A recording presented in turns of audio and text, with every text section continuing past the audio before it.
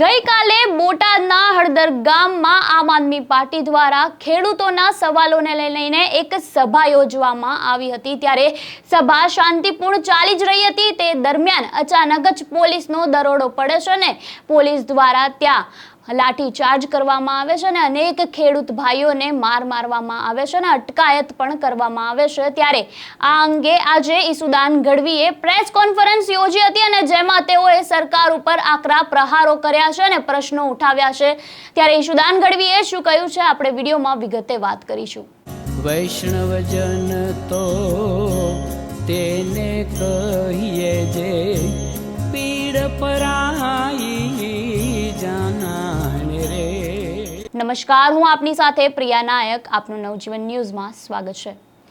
ગઈકાલે બોટાદમાં આમ આદમી પાર્ટી દ્વારા જે સભા યોજવામાં આવી હતી, જે દરમિયાન મામલો બીચક્યો હતો ને પોલીસે ઘણા લોકોની અટકાયત કરી હતી, જેમાં મહિલાઓથી લઈને વૃદ્ધો અને બાળકો પણ સમાવેલા હતા અને તેઓની અટકાયત કરીને લાઠીચાર્જ પણ કરવામાં આવ્યો હતો। ત્યારે આ અંગે ઈસુદાન ગઢવી રોષે ભરાયા હતા અને આજે તેમણે પ્રેસ કોન્ફરન્સમાં સરકાર વિરુદ્ધ પ્રશ્નો ઉઠાવ્યા છે અને સરકારને તેમને ચેલેન્જ આપી દીધી છે કે તમારે જે કરવું હોય ને તે કરી લેજો। અમારી પાર્ટીના નેતાઓ કામગીરી કરતા જ રહેશે અને અમારી પાર્ટીના નેતાઓની ધરપકડ કરશો તો પણ અમારો લડત ચાલુ જ રહેશે। ત્યારે આ પ્રેસ કોન્ફરન્સમાં અમે પણ હાજર રહ્યા હતા અને અમારી સાથે તેમની વાત પણ થઈ હતી। ત્યારે તેમને શું જવાબો આપ્યા છે તમે જ સાંભળી લો। ગઈકાલે બોટાદમાં જે ઘટનાક્રમ બન્યો છે, સવારથી જ પોલીસની નાકાબંધી કરી દેવામાં આવી હતી। આમ આદમી પાર્ટીના નેતાઓ ખેડૂત મહાપંચાયત કરવાના હતા। આમ આદમી પાર્ટીના પ્રદેશ પ્રમુખ ઈસુદાન ગઢવીની બગોતરા ખાતેથી અટકાયત કરી લેવામાં આવી હતી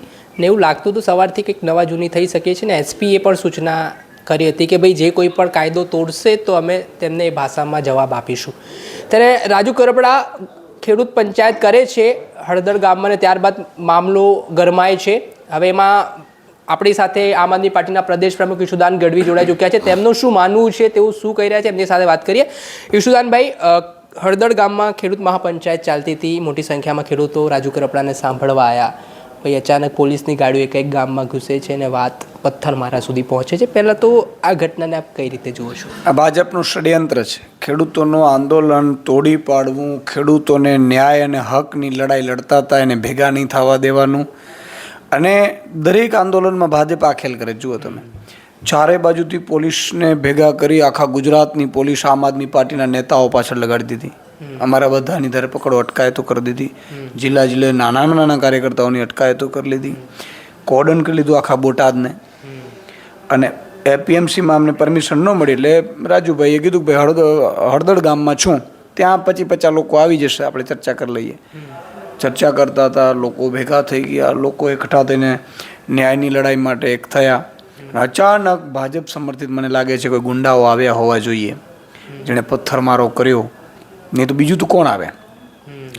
અને પછી પોલીસે અંગ્રેજોના શાસનમાં જે અત્યાચાર નહોતો કર્યો એ અત્યાચાર એમણે શરૂ કર્યો। આખા ગામને કોર્ડન કરી લીધું। ભાજપના ઈશારે, મુખ્યમંત્રીના ઈશારે આખા ગામમાં મીડિયાકર્મી બહેન હતા એની ધરપકડ કરી લીધી। કોઈ વિડીયો ન બનાવે ને પછી બર્બરતાપૂર્વક માર માર્યા છે અને એટલી હદે માર માર્યા છે।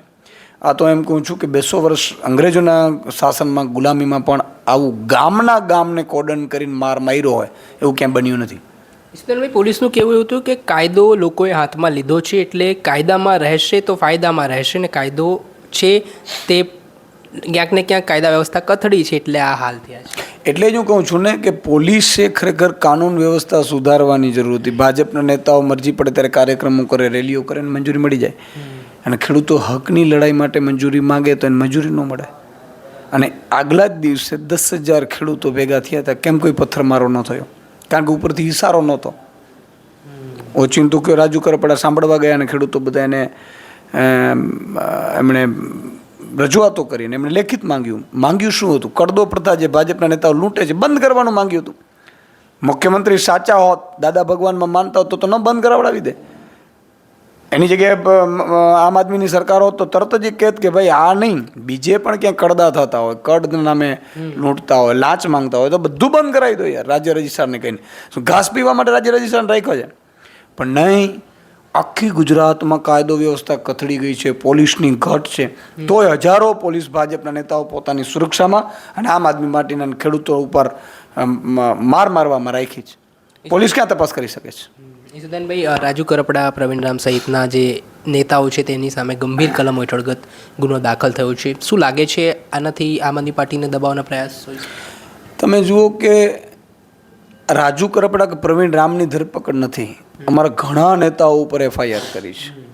એમનો શું ગુનો છે ભાઈ, એ તો લોકોની ચર્ચા કરતા હતા. એ ખેડૂતો ઉપર પણ આટલી મોટી કલમો લગાડી છે. શું કામ કે 54 લાખ ખેડૂતો બહાર ન નીકળવા જોઈએ, બોલવા ન જોઈએ, ભાજપની સામે જાગૃત ન થવા જોઈએ, એનો અવાજ બહાર ન આવવો જોઈએ, એ કચડાયેલો જ રહેવો જોઈએ. અમે જેટલું મરજી પડે તેટલા ભાજપ પર લૂંટે, આપણે બોલવાનું જ નહીં તો તમે સારા, બાકી પોલીસથી તમને લાઠી ચલાવીશું ને જેલમાં નાખીશું ને. એટલા માટે આ ષડયંત્ર કર્યું છે. અમે જેલથી ડરવાના નથી, પોલીસ લાઠીચાર્જથી ડરવાના નથી.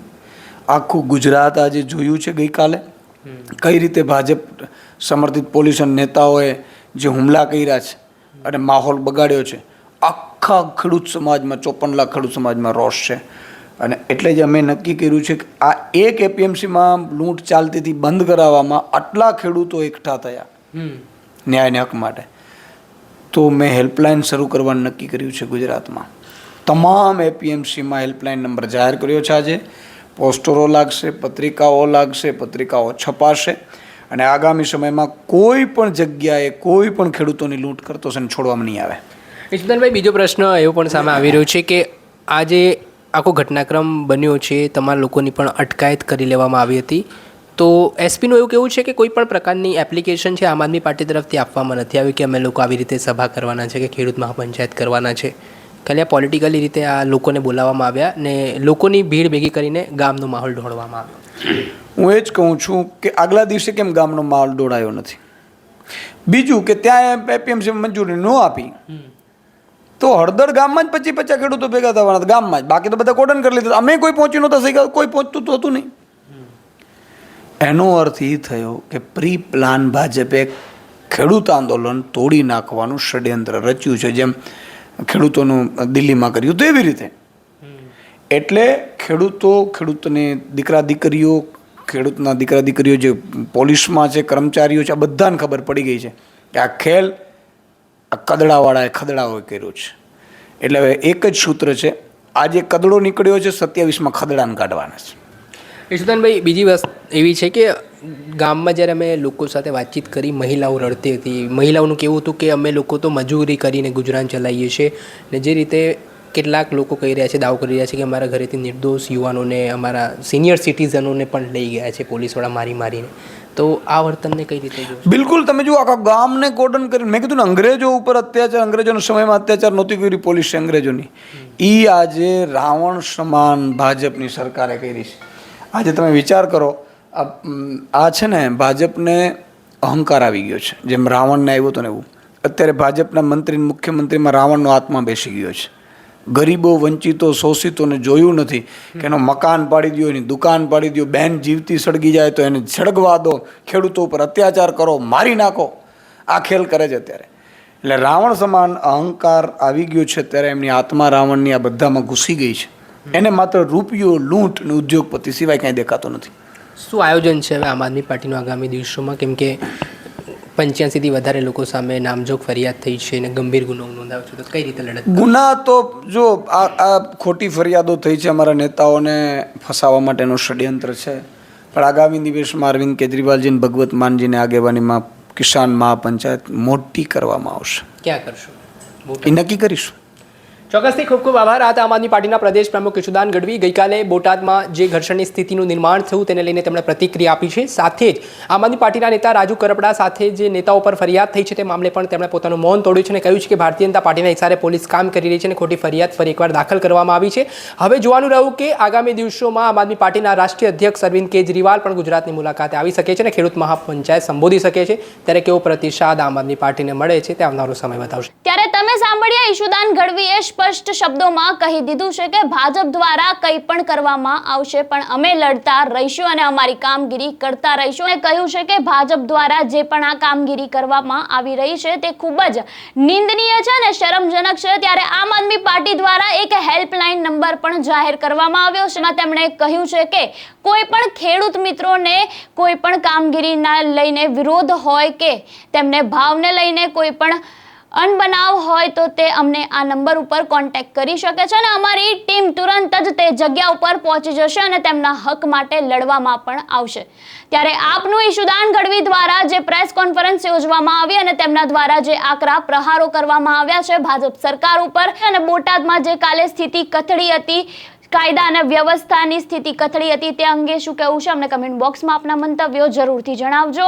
અને આવા વધુ અપડેટ માટે જોડાયેલા રહો નવજીવન ન્યૂઝ સાથે. તેમજ વિડીયોને લાઇક, શેર, સબસ્ક્રાઇબ કરવાનું ભૂલતા નહીં. નમસ્કાર. વૈષ્ણવજન તો તેને કહીએ જે પીડ પરાઈ